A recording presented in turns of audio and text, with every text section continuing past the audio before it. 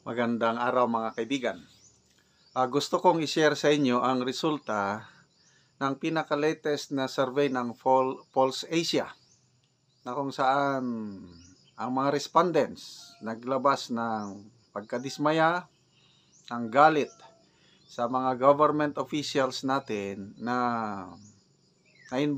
alleged na involved sa talamak na korupsyon sa ating bansa. Okay, by the way, salamat Eudora, ang aking kaibigan na researcher, palaging nagpapadala sa akin ng mga articles. Kaya ito, nagagawan ko ng vlog.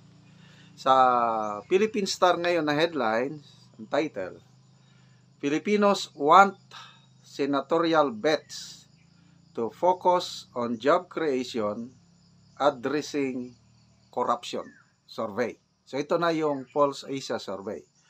Okay, so ito ang summary. Ang Pulse Asia, isa sa mga credible na survey groups. Pulse Asia, SWS, at saka Publicos Asia. Pag ito ang nagpalabas ng survey, talagang sinasummarize ko ang survey at sinishare sa inyo dahil it reflects yung mindset, it reflects yung sitwasyon ng ating bansa. So, dalawa ang sinorvey, para sa midterm election, lalo na sa mga senador, ano ang gusto ng taong bayan na plataforma ng mga kumakandidato? And then, ano ang perception ng Pilipino tungkol sa laganap na korupsyon sa ating bansa? So, tatlong plataforma ang napili ng mga respondents. Ito yung top 3 concerns na dapat pagtuunan ng mga kumakandidatong senador. Number 1, job creation, livelihood generation, and financial literacy. Maraming pinagpilian kaya lang, 3 lang ang lumabas na pinakamataas. So, kailangan ang mga kandidato, ang plataforma nila, paano maka-generate ng livelihood, ng trabaho. Ibig sabihin, medyo mahina pa rin ang job creation na performance ng kasalukuyang administrasyon. So, 57% nagsabi, mga respondents, na ito ang tutukan, job creation. Next, investment-led economic growth. 4, ang plataforma, paano makahikayat ng investment, either local or foreign, para magresulta sa economic growth. 44% ang namili nito. And then number 3 is fighting corruption. 41%. Okay? So ito na ngayon ang sentro ng discussions ngayon is paano matigil ang laganap na korupsyon. There are top 3 discussions tungkol sa korupsyon. Okay? Paano matigil ang korupsyon? Paano pag-abolish ng any form of pork barrel sa budget, lalo na yung unprogrammed funds? And then ang mga government officials, paano mapanagot? Ano ang perception? So, ang Pulse Asian, may 3 questions sa mga respondents. Ano yung perspective ng mga Pinoy pagdating sa korupsyon sa ating bansa? So, sabi ng Pulse Asia, voters want to see a commitment to integrity and accountability from those who aim to serve and a clear instance in anti-corruption. Ito yung nang maisog TAPS, transparency, accountability. Ito na yung sinasabi ng Pulse Asia. Integrity and accountability sa mga nandyan sa gobyerno at itong mga kumakandidato. So, 3 questions tinanong ng Pulse Asia. Number 1, how strongly Pinoys believe government officials involved in corruption be held accountable? Kasi maraming allegation left and right, yung mga lalo na po flood control projects, smuggling, hoarding. 91%, ito na. Grabe, halos 9 out of 10 Filipinos galit. Sabi ng mga respondents, they should be held accountable. Maparusahan sana para ma-stop na. Kasi kung hindi napaparusahan, wala rin. Tuloy-tuloy lang ang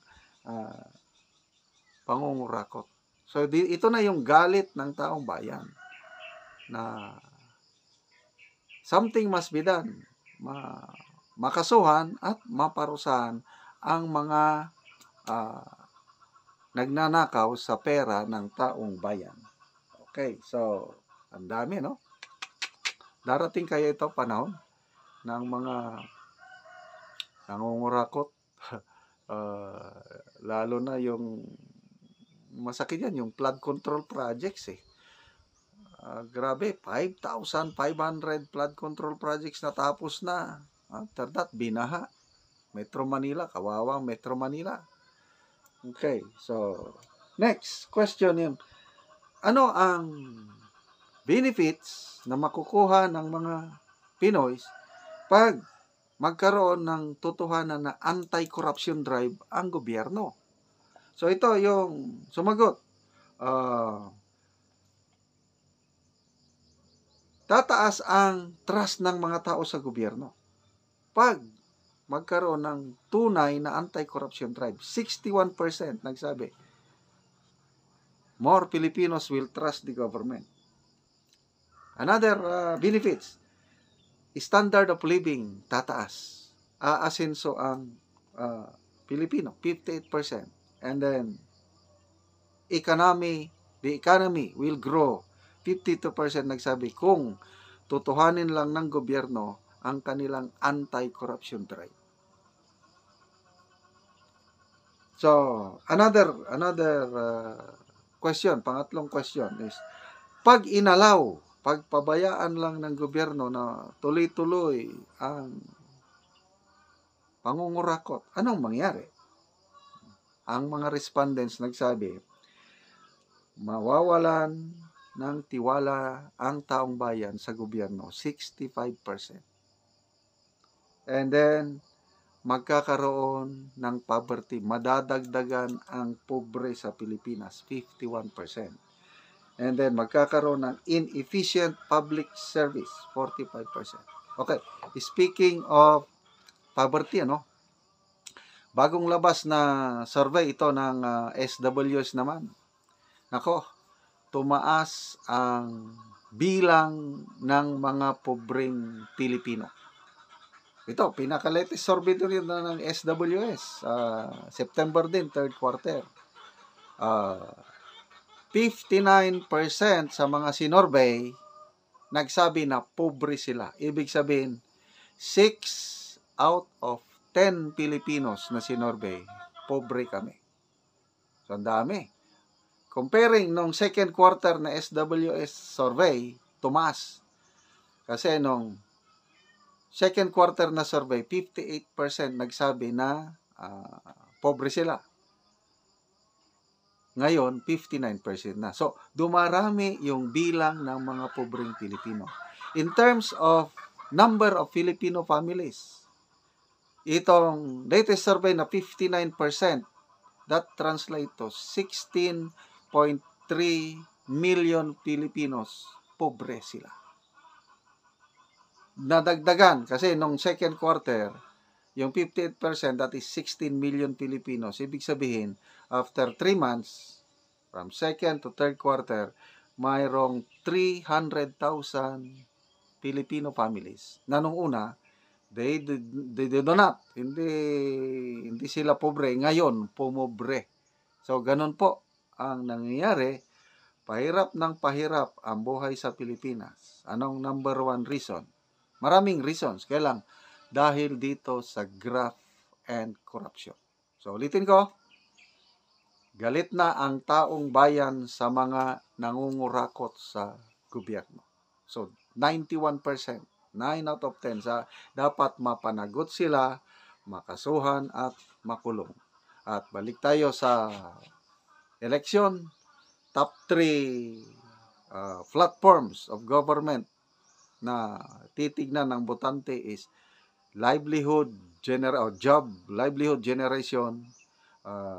Pangalawa is investment-led economic growth. Number 3 is fighting corruption. So, may dalawang kandidato akong nakita na tatlo.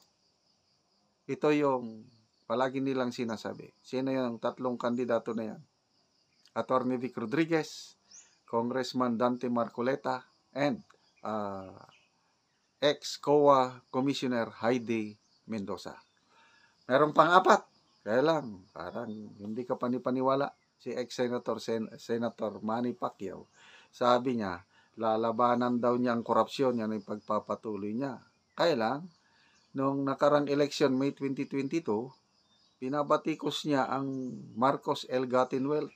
Hahabulin niya ang mga pangungurakot ng Marcos family. Ngayon, alyado naman siya ng Marcos family.